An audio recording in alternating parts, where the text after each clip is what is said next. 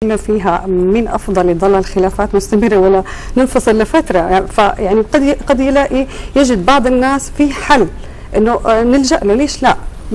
ففي له آثار نفسية واجتماعية على الآخرين ولا شك، لكن كمان هو له آثار على الشخص نفسه. لو اجينا نحن نقارن قديش مقدار تأثير الشخير على الآخرين ولا على الشخص نفسه، على الشخص نفسه بتهيألي بتأثر أكثر، وهذا اللي الأبحاث والدراسات بتقول. لكن الشخص المشخر لا يشعر بنفسه يا دكتور أحمد. لا، بيشعر بنفسه طبعا. كيف؟ ولو سألنا أي إنسان بيشخر أنت بتحس بالشخير، بيحس بيه، لأن بعد الشخير أحيانا كتير جدا بيصحب باختناقات تنفسية. لكن هل يزعج نفسه؟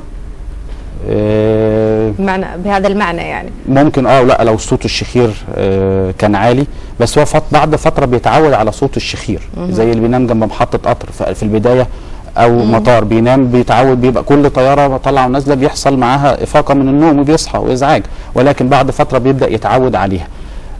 دي النقطة الثانية، في دراسات النوم اللي احنا بنعملها في المستشفى زي ما شفنا في التوضيحي، النوم عندنا بيتقسم لمراحل: نوم خفيف ونوم عميق ومرحلة الأحلام. تمام؟ مش لازم الإفاقة تكون الواحد يصحى ويقعد ويتكلم، لا، ده هو مجرد انه يكون في مرحلة النوم العميق اللي هي المرحلة الثالثة والرابعة.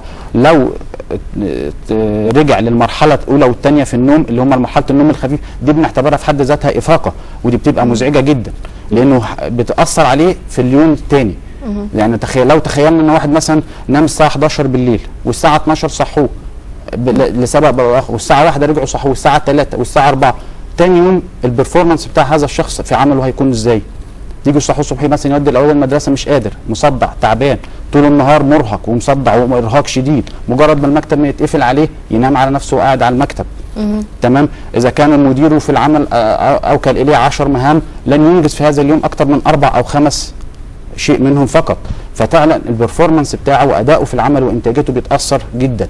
ايضا هذا قد يحدث في الطرف المقابل عندما لا ينام براحه نفسيه وبهدوء، قد يحدث هذه التوترات على الطرف الاخر. نحن لا نريد ان يعني نقلل من اهميه المشكله، من المعلوم ان هناك مشاكل كبيره للشخص المشخر، لكن ايضا الشخص المقابل قد يعاني ايضا من توترات نفسيه تؤثر ايضا على العلاقه الزوجيه. طبعا يعني اللي قاله الدكتور هو على الطرفين. هلا اذا الشخصين بيشتغلوا ثاني يوم عليهم متطلبات، الاثنين رح يروحوا بحاله نفسيه متوتره، وهذا بياثر على ادائهم في العمل وبياثر على انجازهم. حتى هم بيكونوا بيشعروا بالنعاس، ممكن زي ما قال انه يناموا اثناء العمل، بيشعر بالكآبه حتى في هذا اليوم. يعني احنا بس يصحى حتى الطفل لما يصحى انه شكلك مش اخذ راحتك في النوم، او شكلك ما اخذت قسط كافي من النوم، هذه كلياتها تاثيراتها بتظهر سواء اثناء العمل، واذا بده هو يتحمل، كان من نوع الاشخاص اللي بيتحملوا، فممكن يضغط نفسه، فهذا كمان الضغط النفسي بيزيد التوتر عند الشخص، بيزيد الكآبه كمان عند هذا الفرد. فالتنين في انه تم بدفعهم ولا شك، يعني انه بيشتركوا في هاي الناحيه اذا القلق صار على الجهتين، وخصوصا ان يعني صدور الاصوات بشكل عام اثناء النوم قد يحدث توتر. لكن يقال دكتور احمد يعني ان صوت الشخير له طابع خاص في اذن يعني الطرف الاخر، يقال ان الطرف الاخر ممكن ان يفوت اي صوت الا الشخير، هل صحيح هذه المعلومه؟ هو صوت بيبقى صوت مزعج اثناء النوم، ولكن اذا كان بيحبه قوي فضرب الحبيب زي اكل الزبيب بيتحمل له اي شيء، يبلع له اي حاجه يعني. يحضرني في هذا في دراسه كانت اتعملت في انجلترا على 150 فرد، يعني بس دي بعيده عن منظمات المراه تماما، يعني الكلام ده مش ليهم. ان هم المحيطين بمطار هيثيرو في لندن اللي هو اكبر مطارات العالم، و3 مطارات اخرى في انجلترا. ففوجئ فعلا ان الناس اللي حوالين المطارات ديت مع كل تيك اوف ولاندنج للطائرات، صعود وهبوط للطائرات، بيعانوا من ارتفاع في ضغط الدم. ده نتيجه مجرد ان هو بيسمع الصوت. في بدايه سكنه جنب المطار بقى يصحى ويفوق، بعد كده اتعود على الصوت ده، فكان بيحصل افاقه معاه، ولكن زي ما قلت في مراحل النوم المختلفه بين مرحله النوم الخفيف والعميق وهكذا.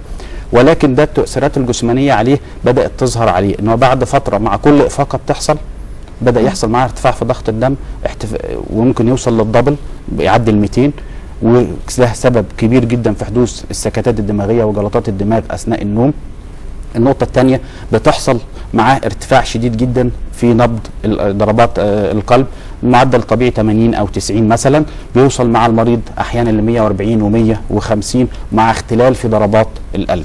وماذا سيكون الحال أيضا في وجود عوامل أخرى؟ لنقل هناك شخص مشخر يعاني من الشخير وطرف آخر يستمع، وهناك عوامل أخرى مثل إزعاج الأطفال، فتتفاقم هنا المشكلة، تحدث يعني أمور يستيقظ الأطفال كمان على صوت.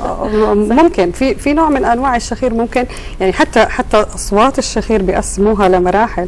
في صوت بس يسمع داخل الغرفة، وفي صوت بيوصل لخارج الغرفة. في يعني حتى أنواع الأصوات بتختلف.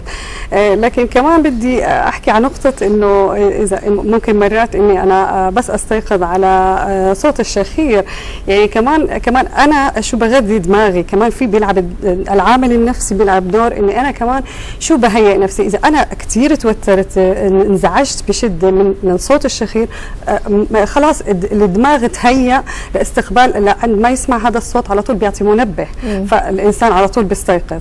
لكن ممكن في ناس تانيين بتحسي بتقولي خلاص أنا تعودت. ليش؟ لأنها هيئت دماغها إنه خلاص إنه يتقبل هذا الصوت. فهون ممكن يطلع الفرق بين شخص وشخص آخر، وهي بترجع كمان العلاقة الزوجية بين الاثنين. زي ما قال دكتورة، يعني ممكن أن إذا أحب الشخص أو الطرف الآخر يتغاضى، ممكن لأنه هذه لأنه كلياتها هاي تهيئة للدماغ. يعني أنا بهيئ نفسي إني أتقبل، لأني هذا الإنسان بينتمي لإلي، بدي أساعده. ممكن أنا أبرر لذاتي، أعطي لنفسي تبريرات. جميل، هذه التبريرات تخلق نوع من الاعتياد. هذه مش تخلق، بتهيئ الدماغ لتقبل هذا الشيء. هلا أنت لما ما تكوني متقبلة أي موضوع وعندك بتنفري منه، فمجرد ما أنا أبدأ أطرح وجهة نظري على طول بتاخدي جانب سلبي ضدي، وقد تهاجميني، صح ولا لا؟ لانه انت دماغك ما مستعد انه يستقبل هذا النوع من الكلام. فنفس الشيء يعني بيلعب العامل قديش انا بهيئ دماغي، او قديش بتقبل هذا الموضوع، في له دور. صحيح. إذا لو قسنا مشاكل الشخير بالنسبة للطرف الذي يستمع والطرف المشخر، طبيا هي أكثر بكثير طبعا للشخص المشخر. ما هي أسوأ الاحتمالات التي ممكن يعني أن يضعها الطب في الاعتبار عند وصول مرحلة الشخير إلى أقصى مراحل الخطورة؟ لا دي يعني لو احنا كده بنجيب الاعراض اللي هي من اخر من اشدها طبعا. دي بيحصل زي ما قلت لحضرتك دلوقتي، ان بيحصل ارتفاع شديد جدا في ضغط الدم، ممكن يتعدى ال 200 على 120